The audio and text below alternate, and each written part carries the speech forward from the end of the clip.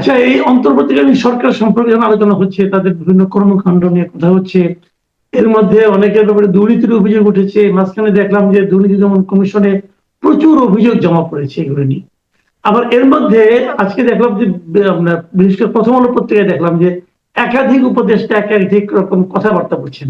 যেমন ব্রিগেডিয়ার সাখাওয়াত সাহেব উনি একটা কলামের মতো লিখেছেন, নিজ নামে লিখেছেন, এবং উনি লিখেছেন যে অন্তর্বর্তী সরকার থেকে উনি নাকি সরে আসতে চেয়েছিলেন, এবং সেটা কবে সেটাও উনি উল্লেখ করেছেন। যখন তাকে স্বরাষ্ট্র মন্ত্রণালয় থেকে সরিয়ে দেওয়া হলো তখন নাকি উনি চেয়েছিলেন, তারপরে নাকি ডক্টর ইউনূস তাকে ব্যক্তিগতভাবে রিকোয়েস্ট করে উনি থেকে গিয়েছেন।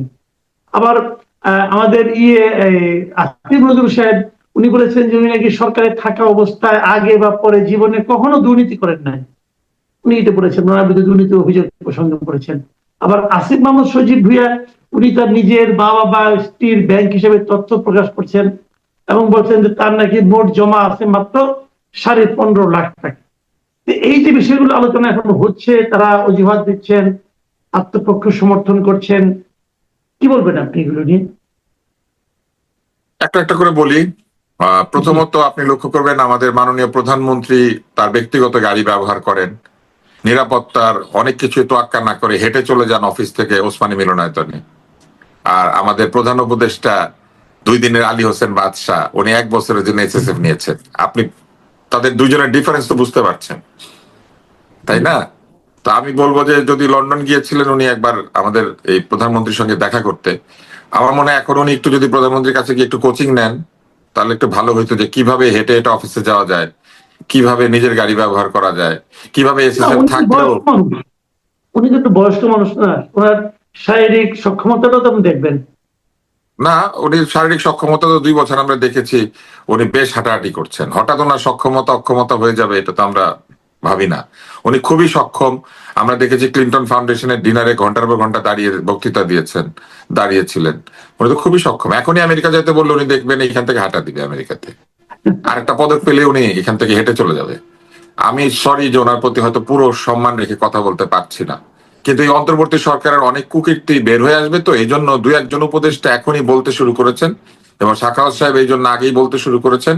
কারণ এই অন্তর্বর্তী সরকারেরও তো দোসর এটা চালু হবে। দোসর শব্দটা তারা চালু করেছিলেন না, এখন অন্তর্বর্তী সরকারের উপদেষ্টা যারা এইসব কুকীর্তি দেখে চুপ করেছিলেন, এরা তো এনেবলার, এরা তো দোসর, এটা বলবে না একটা পক্ষ, বলবে। কিন্তু খারাপ কথা চালু করলে তখন 2 দিক থেকে এটা চালু হয়। তো ওনারা এই দোষরত্ব কাটানোর জন্য বলছেন যে কেন সরে আসতে চেয়েছিলাম, আর কেন সরে আসতে চেয়েছিলাম, সরে আসার কারণ থাকলে সরে আসবেন, আর যদি সরে আসার কারণ না থাকে তাহলে সরে আসবেন না। আপনি সরে আসেন নাই যেহেতু, তাহলে ধরে নিতে হবে যে সরে আসার জন্য যথেষ্ট কারণ ছিল না। কারণ থাকলে তো উনি সরতেনি, তাই না? এবং আমার ধারণা যে যেসব কারণ উনি বলেছেন বা যেসব কারণ দেখিয়েছেন সেগুলোর চাইতে ওনার থাকার পক্ষে আরো বেশি কারণ ছিল। তাহলে কেন আমি থেকে গেলাম এটা একটা লেখা লিখতে হবে। ছোটবেলা আমি একটা বই পড়েছিলাম, ইরানের শাহের সম্ভবত দ্বিতীয় স্ত্রী শাহজাদি ফারাহ দিবা, এই ভদ্রমহিলা একটা বই লিখেছিলেন যেটার বাংলা অনুবাদের নাম ছিল যখন আমি রানী ছিলাম। আচ্ছা। তো ওনাদের এরকম একটা লিখতে হবে, যখন আমি উপদেষ্টা ছিলাম, উপদেষ্টাই থেকেছি, কেন আসি নাই, কেন ছাড়ি নাই এইটা বরং লেখা উচিত। কেন ছাড়তে চেয়েছিলাম এটা বলে তো লাভ নাই, কারণ উনি ছাড়েন নাই। যে ছেড়েছে সে লিখতে পারে কেন ছেড়ে দিয়েছি। যেমন যে রানী নাই অবস্থায় লিখেছে যখন আমি রানী ছিলাম, তো উনি বলতে পারতো যখন আমি উপদেষ্টা ছিলাম ছেড়ে দিয়েছিলাম, কিন্তু এটা তো উনি করে নাই। অতএব ওনার এই ছেড়ে দেওয়ার ইত্তাকার কারণের কথা শুনতে তো রাজি না আমরা। মানে ব্যাপারটা কিরকম, আরো একটা ছোট্ট উদাহরণ দিয়ে বোঝায় আর কি, যে আমি একটা ইনজেকশন নিতে চেয়েছিলাম কিন্তু নাই, তো নেন নাই। এখন আপনার ফোড়া আরো বড় হয়েছে না ছোট হয়েছে এটা জন্য তো আমার কোনো লাভ নাই। ইনজেকশন দিতে বলেছে আপনি নেন নাই, আপনার দরকার ছিল আপনি নেন নাই। তো ওরকম আপনার ছেড়ে দেওয়ার দরকার থাকলে ছাড়তেন, ছাড়েন নাই কেন? এটা আর কোনো দ্বিতীয় কোনো বক্তব্য নাই। আর আরেকটা প্রশ্ন আপনি করেছেন এরপরে, ওইটা তো আমি কথা বলতে বলতে প্রায় ভুলেই গেলাম মনে হয়। ও, দুর্নীতি। হ্যাঁ, আসিফ ভাই খুবই আবেগী মানুষ। আমার কাছে সবসময় মনে হয় যে আসিফ ভাই লেখক, তো আমি ওনাকে ভাই মনে করি, আমি তাকে খুবই মানে পছন্দ করি, যেমন আপনাকে আমি পছন্দ করি। পছন্দ করলে একটু বায়াস থাকে, অতএব আমি এটা স্বীকার করি নাই যে ওনার প্রতি আমার একটু বায়াস আছে। কিন্তু এই বায়াসটা থাকবে, উনি যদি এখন দুর্নীতি ধরাও পড়ে ধরেন, আমি তারপরে ওনার প্রতি একটা বায়াস থাকবে, এটা থেকে যাবে। এটা মানবিক একটা ত্রুটি মানুষের থাকে। তো এরকম ভাই হিসেবে আমার তো একটু তার প্রতি পক্ষপাত থাকবে। তবে উনি খুব আবেগী মানুষ, আবেগের জন্য ওনার যেটা হয়, উনি একটা কথা বলে কিছুক্ষণ পর ওটা মনে না রেখে আবার আবেগের জন্য আরেকটা কথা বলে ফেলেন। যেমন উনি একবার বলেছেন যে আমি আমাদের সরকারি সিদ্ধান্ত নিয়েছে আমরা ক্রিকেট খেলবো না। আবার বলেছেন এটা তো সরকারের সিদ্ধান্ত না, এটা বোর্ডের সিদ্ধান্ত। মানে যখন ওনার আবেগ যেই জায়গাতে থাকে উনি আবেগী ভাবে বলে ফেলেন, কারণ উনি আসলে প্রকৃতপক্ষে লেখক এবং শিক্ষক। ওনার যে উপদেষ্টার দায়িত্ব নেওয়াটা আমার মনে হয় এটাই প্রথমে ওনার ঠিক হয় নাই, উনি না নিলে ভালো করতো। জি। উনি যদি আগের আর মতো টক শোতে যেত ভালো হতো। জি তারপরে ধরেন দুর্নীতি, দুর্নীতি আসলে শুধুমাত্র আর্থিক দুর্নীতি না, দুর্নীতি কিন্তু এটাও দুর্নীতি। এই যে যখন আপনি বললেন যে সরকার সিদ্ধান্ত আমরা যাব না, আবার একটু পরে বললেন যে না এটা তো সিদ্ধান্ত নিয়েছে বোর্ড এবং খেলোয়াড়রা, আবার খেলোয়াড়রা বলছে আমরা এটা নেই নাই। তাহলে এখানে একটা একটা দুর্নীতি হলো না, কিন্তু আমি আমি আরো যদিও। একটা দুর্নীতি একটু আপনাকে বলি। আপনি জানেন যে আমরা সবসময় না দেখেছি। আমি ওখানে যাচ্ছি, আপনি বলার আগেই হয়তো যেতে পারি, আপনি বলবেন। প্লিজ সেটা হচ্ছে যে বলেন। আমাদের উনি শুরুতে এসে বলেছিলেন যে ভুয়া মামলা হয়েছে এবং ভুয়া মামলাগুলি সরকারের কাছে খুবই একটা খারাপ ব্যাপার, মানে সরকারের জন্য একটা চাপ। কিন্তু উনি যেটা করেছেন ওনার সময় সেটা হচ্ছে আওয়ামী লীগ আমলে দায়েরকৃত ভুয়া মামলাগুলি সরিয়ে নিয়েছেন, কিন্তু নিজেদের আমলে অসংখ্য ভুয়া মামলা হতে দিয়েছেন। তাহলে কি হলো? তাহলে হলো যে আওয়ামী লীগের ভুয়া মামলাগুলি ভুয়া আর ওনাদের ভুয়া মামলাগুলি ঠিক। তাহলে উনি নিজেই ভুয়া মামলাকে উৎসাহ দিয়েছেন, এইটা একটা দুর্নীতি। উনি ভুয়া মামলা প্রত্যাহার করার জন্য ওনার মন্ত্রণালয়কে ব্যবহার করেন নাই, একটা আইন মানে একটা কেসকে উনি আসলে রিভিউ করেন নাই। তারপরে কি করেছেন, আনিস আলমগীরের মতো একজন সাংবাদিককে ডেকে নিয়ে গিয়ে বসিয়ে রেখে মামলা দিয়ে আটক করা হয়েছে এবং সেইখানে ওনার নিজের আত্মীয় আছেন ওই মামলার মানে আরো আসামিদের মধ্যে। হ্যাঁ, ওনার নিজের আত্মীয় আছেন, যে আত্মীয়ের সঙ্গে ভুয়া ছবি ছাড়া হয়েছিল আমার, আপনার এবং আনিস আলমগীরের। আপনার মনে আছে আমরা বাড়িতে জি, খাওয়া দাওয়া মনে করে আছে, একটু দই মনে খাচ্ছি, আছে। সামনে ওই আমাদেরই বোন তার ছবিটা বসিয়ে দিয়ে একটা ভুয়া ছবি ছেড়ে দিল ওই ইলিয়াস গং। তো ছেড়ে দিয়ে এক ধরনের আমাদেরকে হ্যারাস করলো।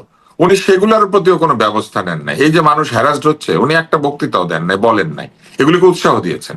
এবং তারপরে যেটা উনি করেছেন, আনিস আলমগীরকে ওনারই ওই সময়ে ওই ভুয়া মামলা দিয়ে কিন্তু গ্রেপ্তার করা হলো এবং তারপরে জামিন হলো। সেই জামিন অগ্রাহ্য করে দুদক থেকে আরেকটা মামলা দেওয়া হলো। এটা জামিন অযোগ্য না হলেও হতো, এটাকে এটার জামিনও তারা দিতে বলতে পারতেন, কিন্তু সেই জামিনটা কন্টেস্ট করে তাকে ঢুকিয়ে দেওয়া হলো। এগুলো কিন্তু আমরা বুঝি যেগুলো কিভাবে হয়। অতএব এই ব্যাপারগুলিকে উনি অ্যালাউ করেছেন। তো যিনি একদিকে আওয়ামী লীগের ভুয়া মামলাকে ভুয়া বলেন, আবার নিজের সময় ভুয়া মামলা হতে দেন এবং সেই ভুয়া মামলায় সজ্জন ব্যক্তি যাকে তিনি চেনেন জানেন, যার সম্পর্কে তার ধারণা আছে, এদেরকেও বন্দী হতে দেন, তখন আসলে বলতে হবে যে আর্থিক দুর্নীতি না থাকলেও কার্যক্রমের মধ্যে এক ধরনের দুর্নীতিগ্রস্ত অবস্থা তার মন্ত্রণালয়েরও ছিল, তারও ছিল। এবং সাব রেজিস্ট্রারদের বদলি, এটা নিয়ে বিশাল আপত্তি রয়েছে। আমি মনে করি যে সাব রেজিস্ট্রারদেরকে যদি সাধারণ ক্ষমা ঘোষণা করে বলা হয় যে তারা কে কত টাকা ঘুষ দিয়েছিল তার মন্ত্রণালয়ে, তাহলে উনি নিজে না নিলেও ওনার মন্ত্রণালয়ে ঘুষের আদান প্রদান হয়েছে কিনা এটা বের হয়ে আসতো। যেমন আমি অনেক মানুষের কাছে মৌখিকভাবে শুনেছি যে উপদেষ্টারা সৎ থাকলেও তাদের মন্ত্রণালয়ের অন্যান্য ব্যক্তিরা সৎ ছিলেন না এবং তারা ঘুষ খেয়েছেন। যেমন এই অন্তর্বর্তী সরকারের এই স্বাস্থ্য উপদেষ্টা ঘুষের দায়ে তার দুই ব্যক্তিগত ভৃত্য সম সহকারী যাদেরকে নিয়োগ করেছিলেন ক্ষমতার জোরে, এদেরকে সরিয়ে দিতে হয়েছিল। এই আসিফ মাহমুদ সজীব ভুইয়ার সেক্রেটারিকেও সরাতে হয়েছে, ফায়েজ আহমেদ তাইয়েবের সেক্রেটারিকে সরাতে হয়েছে। অতএব দুর্নীতি হয় নাই এই কথা তো বলতে পারবেন না, উনি নিজে করেন নাই, আমি এটা মানি। ওই যে আমি বললাম বায়াস, আমি মনে করি যে উনি দুর্নীতি করেন নাই। আহ যতক্ষণ পর্যন্ত একেবারে প্রমাণ না হবে ততক্ষণ পর্যন্ত আমি মনে করতেই থাকবো যে উনি কোনো দুর্নীতি করেন নাই। কিন্তু ওনার ওইখানে দুর্নীতি হয়েছে কিনা এইটা কি উনি বলতে পারবেন? যদি উনি বলতে পারেন যে না ওনার মন্ত্রণালয়ে কোনো দুর্নীতি হয় নাই, অশুভ প্রভাব বিস্তার করা হয় নাই, প্রভাব বিস্তার করে মানুষকে জেল গেটে ধরে নিয়ে আবার ভরে দেওয়া হয় নাই। যেমন আমাদের একজন শিক্ষক ডাক্তার আজিজ, তিনি শত শত পেডিয়াট্রিক সার্জন তৈরি করেছেন। শিক্ষক হিসেবে উনি অত্যন্ত শ্রদ্ধেয় এবং নিজের পয়সায় রাজনীতি করতেন। উনি চাঁদাবাজ না, উনি কখনো আওয়ামী লীগের কাছ থেকে কোনো সুবিধা নেন নাই। উল্টা ওনার জীবনে একটা শখ আর কি, উনি এমপি হবে, জীবনে খুব শখ ছিল স্বাস্থ্যমন্ত্রী হবে। এগুলো আমরা জানি কারণ শিক্ষক তো আমাদের। তো সেই আজিজ ভাইকে জেল গেট থেকে বের হওয়ার ও, পরে এরশাদ আমলের স্বাস্থ্যমন্ত্রী। না না, উনি এরশাদ আমলে, আমাদের হ্যাঁ, উনি এরশাদ আমলের, উনি এমপি ছিল। উনি এরশাদ আমলের স্বাস্থ্যমন্ত্রী আজিজ সাহেব, আমি আজিজ। এটা আমি জানি না উনি স্বাস্থ্যমন্ত্রী ছিলেন কিনা, কিন্তু আমাদের শিক্ষক না, মনে হয় ওই সময় ওনার ইয়াং থাকার কথা আজিজ ভাই। উনি আমরা সব আজিজ ভাই ডাকি, সজ্জন ব্যক্তি।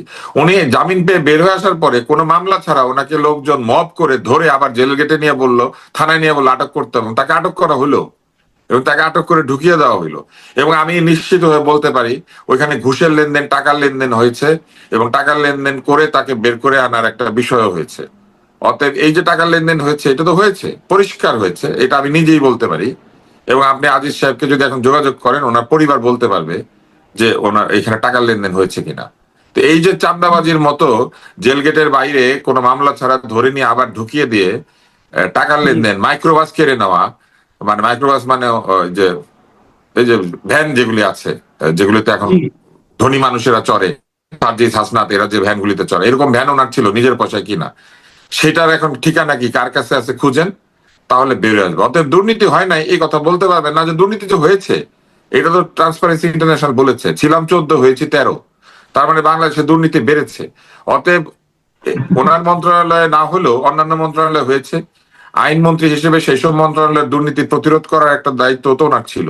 উনি তো ওনার কোনো উপদেষ্টা মন্ডলীকে কাউকে বলেন নাই যে আপনার এলাকায় দুর্নীতি হয়, বন্ধ করেন।